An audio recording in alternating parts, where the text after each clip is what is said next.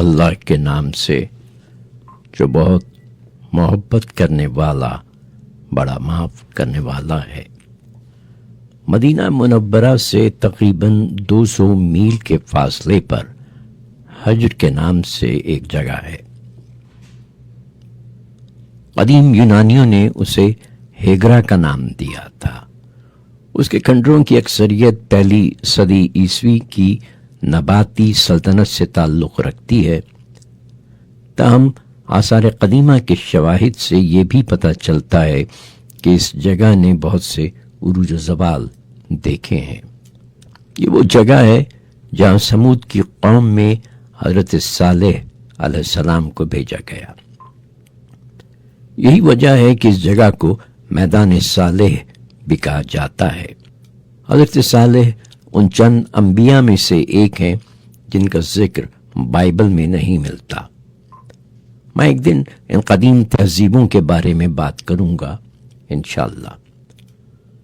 سورہ حجر کی آیت نمبر 28 میں اللہ تعالیٰ ہمارے نبی سے کہتے ہیں، اور جب تیرے رب نے فرشتوں سے کہا کہ میں ایک انسان بنانے لگا ہوں سڑے ہوئے کالے گارے سے، جو جب سوکھے تو بولنے لگے، اور یہ جو خالی برتن ہوتے ہیں مٹی کے کتنا بولتے ہیں، تو کیا کمال کا استعارہ ہے انسان کے لیے۔ کیا آپ جانتے ہیں کہ یہ کالی مٹی کیا ہے؟ کالی مٹی پانی کے ساتھ ایک سیاہ چپچپا اور بدبودار مٹی کا مرکب ہے جو عام طور پر ٹھہری جھیلوں یا پانی کے ذخائر کے پیندے میں پایا جاتا ہے، جو اتنا غلیظ ہوتا ہے کہ آپ اسے چھونے کا سوچ بھی نہیں سکتے اور نہ اسے سونگھ سکتے ہیں۔ انتہائی بدبودار۔ دلچسپ بات یہ ہے کہ یہ چیز نامیاتی مادوں اور صحت بخش منرلز سے بھی مالا مال ہوتی ہے، جو اسے اس کا گہرا رنگ دیتے ہیں۔ آواز دینے والی مٹی، سخت، کھرکھری، خشک مٹی کی نشاندہی کرتی ہے، جو مٹی کے برتنوں کی طرح مارنے پر ٹھنا ٹھن کی آواز پیدا کرتی ہے۔ یہ ہم لوگوں کو ہماری اصلیت سے آگاہ کرنے کے لیے بات کی گئی ہے۔ ہم مٹی کے بنے، اندر سے خالی لوگ جو بڑی بڑی باتیں کرتے ہیں۔ یہ عاجزی کا مقام، یہی انسان کی حقیقت ہے۔ بوسیدہ، گندی اور بدبودار کیچڑ سے بنا ہوا خالی برتن جو بہت بولتا ہے۔ انگریزی میں انکسار یا عاجزی کو ہیوملٹی کہا جاتا ہے۔ یہ لفظ لاطینی زبان کے لفظ ہیومس سے آیا ہے، اور اس کا مطلب بھی وہی سیاہ کیچڑ ہے جس میں مٹی، پانی اور گلے سڑے پودے اور جاندار شامل ہوتے ہیں، اور اسے کھاد کے طور پر استعمال کیا جاتا ہے۔ اسی طرح انگلش کے لفظ ہمبل یعنی عاجز کا استعمال جاگیردارانہ انگلینڈ میں شروع ہوا، جہاں گوشت کے بچے کھچے کم قیمتی ٹکڑوں کو ایمبلز کہا جاتا تھا، جو قصائی شہریوں کے نچلے طبقے کو بیچ دیا کرتے تھے۔ لیکن عاجزی ہے کیا؟ کیا عاجزی یہ ہے کہ آپ دوسروں کو اپنی تذلیل کرنے، اپنا مذاق اڑانے یا آپ کو مارنے پیٹنے کی اجازت دے دیتے ہیں اور آپ سب کچھ برداشت کرتے رہتے ہیں؟ یا آپ دوسروں کو اپنے ساتھ بدسلوکی کرنے کی اجازت دیتے ہیں؟ بہت سے لوگوں کا خیال ہے کہ عاجزی کم عزت نفس کی نشانی یا کسی چیز کے قابل نہ ہونے کے احساس کی علامت ہے، لہذا یہ قیاس کیا جاتا ہے کہ ایک عاجز شخص کے پاس نہ تو کوئی حقوق ہیں اور نہ صلاحیت۔ مغرب میں اس فضیلت پر کافی تنازع پایا جاتا ہے، اور تنازع یہ ہے کہ آیا یہ نیکی ہے یا نقصان دہ خصوصیت ہے۔ کچھ لوگوں کے لیے یہ ایک کمزوری ہے جو مغربی دنیا میں رکاوٹ کا سبب بنتی ہے۔ اس کے برعکس دوسرے بہت سے لوگ اسے ذاتی اور روحانی ترقی کے طور پر اور اس کے راستے کے طور پر دیکھتے ہیں۔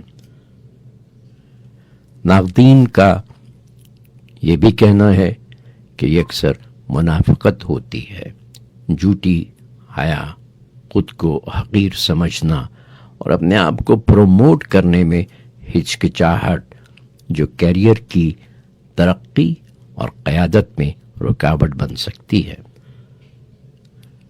کچھ نقاد لوگ اسے انفرادیت کے الٹ کے طور پر دیکھتے ہیں، اور جو مداح ہیں ان کا کہنا یہ ہے کہ عاجزی ایمانداری، خود آگاہی اور ہمدردی کی بنیاد ہے، جو کسی کی خوبیوں کو کم کرنے کے بجائے درست خود تشخیص فراہم کرتی ہے۔ مہاتما گاندھی کہتے تھے، سچائی کی کاشت کی جا سکتی ہے اور محبت کی بھی، لیکن حقیقی عاجزی خود پر طاری نہیں کی جا سکتی۔ نیچا عاجزی کو ایک حکمت عملی کے طور پر دیکھتے تھے جو کمزور استعمال کرتا ہے تاکہ طاقتور کے ذریعے تباہ ہونے سے بچ جائے۔ بہت سی روحانی روایات میں عجز و انکسار پیدا کرنے کے لیے طالب علم یا سالک یا مرید سے بھیک منگوائی جاتی ہے۔ بھیک مانگنے کی کئی شکلیں ہوتی ہیں، پھر بھیک دینے والے انہی لوگوں کو مقدس قرار دے دیتے ہیں اور ان سے اپنی مرادیں پوری ہونے کی دعا مانگتے ہیں۔ جب ایک شخص کی روحانیت سے دوسرے شخص کو فائدہ پہنچے تو خریدار اور بیچنے والے کا رشتہ شروع ہو جاتا ہے۔ مشرق کی روحانی روایات عاجزی کو تمام خوبیوں میں سب سے بڑی خوبی سمجھتی ہیں۔ یہ تکبر کا تریاق سمجھا جاتا ہے۔ بدھ مت عاجزی کو روشن ضمیری کی حالت کا ایک لازمی حصہ سمجھتا ہے۔ ہندو مت میں ونایا یا عاجزی کا تصور ہے، یعنی وسیع کائنات میں اپنے چھوٹے پن کا احساس ہونا، اور اس کے لیے دوسروں کی بے لوث خدمت، بڑوں کا احترام اور قناعت کا سبق دیا جاتا ہے۔ اور پھر امانیتوں کا تصور ہے، یعنی انسان اس بات سے بے نیاز ہو کہ لوگ اس کی عزت کریں، اس کے لیے تالیاں بجائیں یا اس کی تعریف کریں۔ بھگوت گیتا میں عاجزی اور انکساری کو بیس ڈیوائن کوالٹیز میں سے پہلے نمبر پر بیان کیا گیا ہے۔ سکھزم میں نمرتا کا کنسپٹ ہے، جس کا مطلب ہے شائستہ اور عاجزانہ رویہ۔ جو سب سے اونچا ہے وہ سب سے نچلا ہے، اور سب نچلوں سے زیادہ نچلا جو ہے وہ سب سے اونچا ہے۔ یہ بات بابا نریندر سنگھ جی نے کہی۔ ابراہیمی مذاہب میں عاجزی کا بڑا مقام ہے۔ یہودیت میں یہ ایک بہت بڑا ورچو سمجھا جاتا ہے، بہت بڑی فضیلت۔ ربائی پینی ڈنر کہتے ہیں کہ عاجزی دوسروں کو خود سے پہلے رکھنا ہے، یہ دوسروں کی قدر و قیمت کو اہمیت دینا ہے۔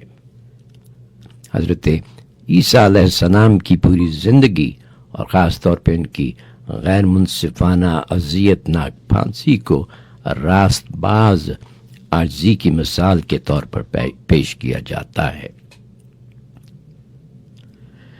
پطرس میں لکھا ہے، جس نے جب اس کو ملامت کی گئی تو اس نے برا نہیں کہا، جب اس نے دکھ اٹھایا تو اس نے دھمکی نہیں دی، بلکہ اپنے آپ کو اس کے حوالے کر دیا جس نے اس کا انصاف سے فیصلہ کیا۔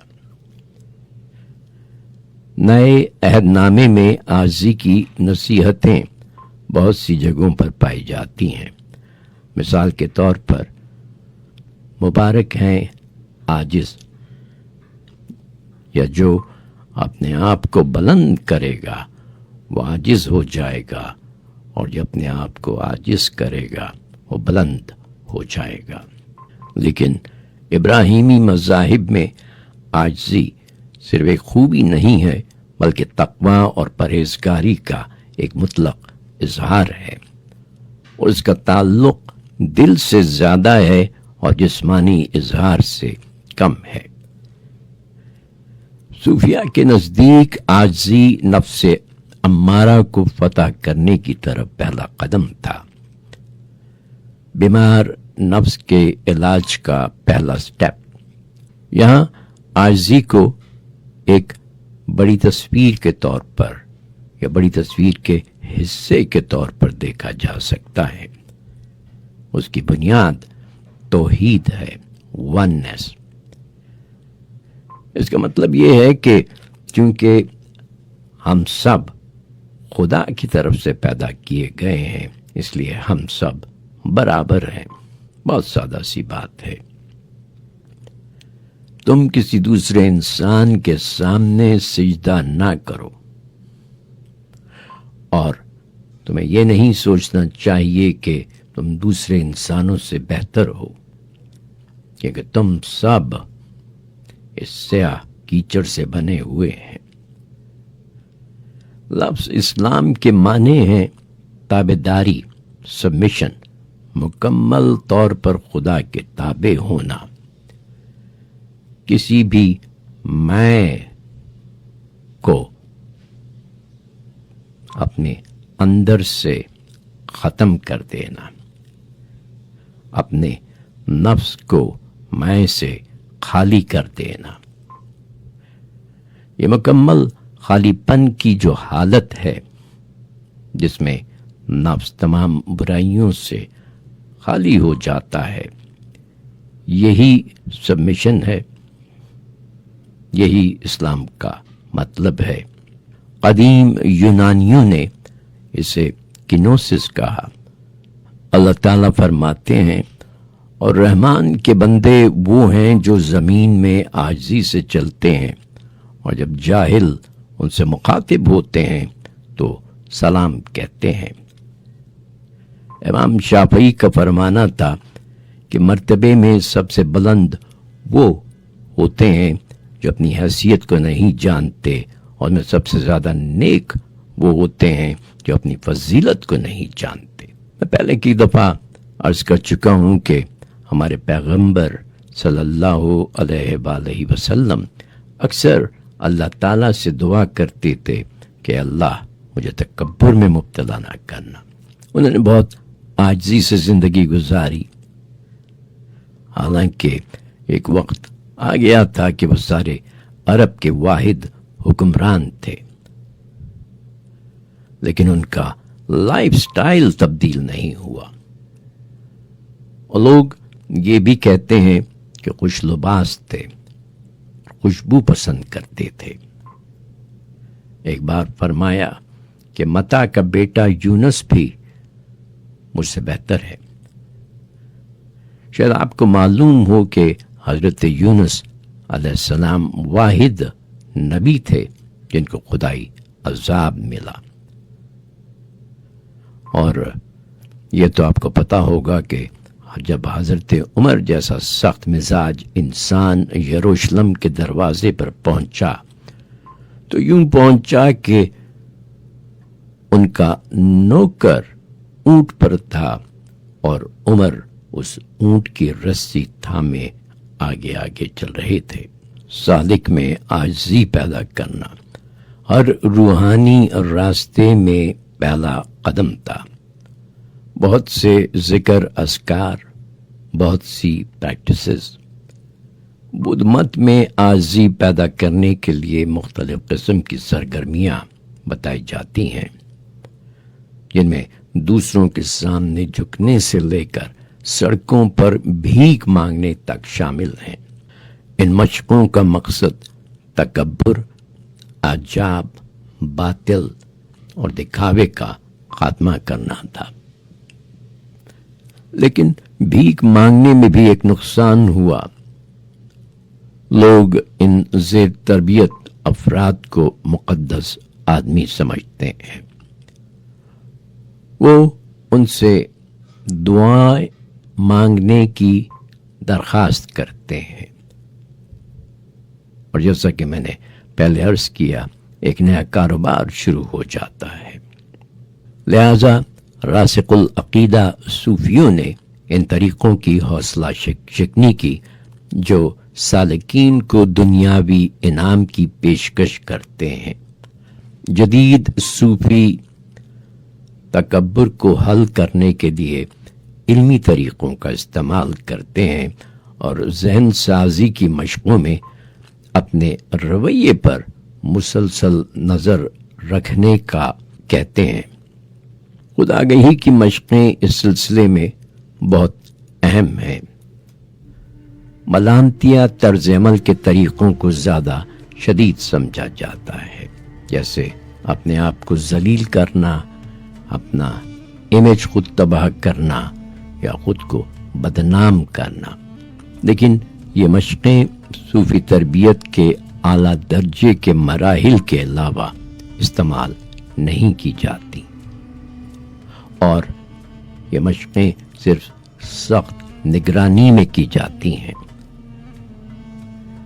صوفیہ کا کہنا ہے کہ عاجزی ایک داخلی حالت ہے اور اس کا ظاہری اظہار تکبر کی وجہ سے ہوتا ہے۔ میری طرف دیکھو، میں بہت عاجز اور زمین پر بہت نیچے ہوں۔ لیکن لوگ انتہا پر زندگی گزارنا پسند کرتے ہیں۔ توازن حاصل کرنا مشکل ہے۔ عاجزی کا مطلب یہ نہیں ہے کہ آپ اپنے حقوق کو ترک کر دیں یا دوسروں کو بغیر کسی وجہ کے اپنی توہین کرنے کی اجازت دیں، بلکہ یہ کہ اپنے اعمال میں ریشنل ہونا، اپنے اقدامات میں مناسب ہونا اور اپنے معاملات میں خدا سے ڈرنا۔ عاجزی اور خود سے نفرت یا اس سے بھی بدتر خود اعتمادی کے درمیان توازن برقرار رکھنا چاہیے۔ بہرحال خدا نے انسانوں کو بہترین شکلوں میں پیدا کیا، یعنی احسن التقویم۔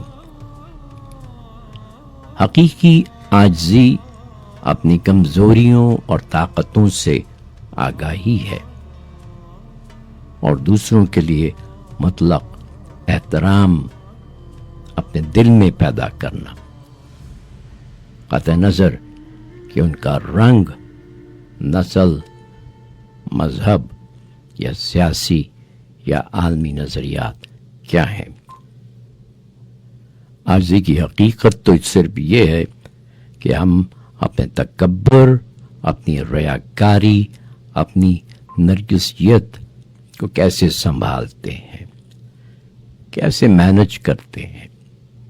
عاجزی اپنے آپ کو کم درجے کا سوچنا نہیں، بلکہ یہ ہے کہ آپ اپنے بارے میں کم سوچیں، اور ہمارا فرض بات کو واضح بیان کر دینا ہے۔